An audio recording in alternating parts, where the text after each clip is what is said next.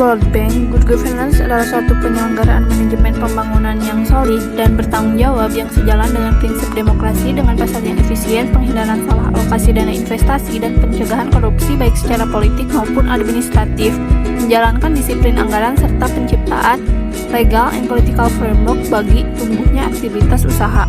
Dalam tata kelola pemerintahan yang baik, terdapat 3 unsur pokok yang bersifat sinergis. Yang pertama yaitu unsur pemerintahan yang dipercaya menangani administrasi negara pada suatu periode tertentu. Kedua, unsur swasta atau wirausaha yang bergerak dalam pelayanan publik.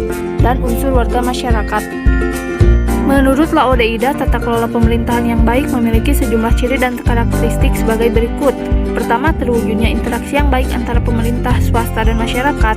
Kedua, komunikasi, adanya jaringan multisistem pemerintah, swasta, dan masyarakat yang melakukan sinergi untuk menghasilkan output yang berkualitas. Ciri selanjutnya yaitu proses penguatan diri sendiri. Ada upaya untuk mendirikan pemerintah dalam mengatasi kekacauan dalam kondisi lingkungan dan dinamika masyarakat yang tinggi. Kemudian keseimbangan kekuatan dalam rangka mewujudkan pembangunan yang berkelanjutan. Dan terakhir independensi, yakni menciptakan saling ketergantungan yang dinamis antara pemerintah, swasta, dan masyarakat. Dalam perkembangannya, tata kelola pemerintahan yang baik berkaitan dengan struktur pemerintahan mencakup hal-hal berikut ini. Pertama, hubungan antara pemerintah dan pasar. Kedua, hubungan antara pemerintah dan rakyat. Ketiga, hubungan antara pemerintah dan organisasi kemasyarakatan. Keempat, hubungan antara pejabat-pejabat yang dipilih dan pejabat yang diangkat. 5. Hubungan antara lembaga pemerintahan daerah dan penduduk perkotaan dan pedesaan. Keenam, hubungan antara legislatif dan eksekutif dalam membahas rancangan undang-undang. Dan terakhir yaitu hubungan pemerintah nasional dan lembaga-lembaga internasional dalam menjalin kerjasama di segala bidang untuk kemajuan bangsa.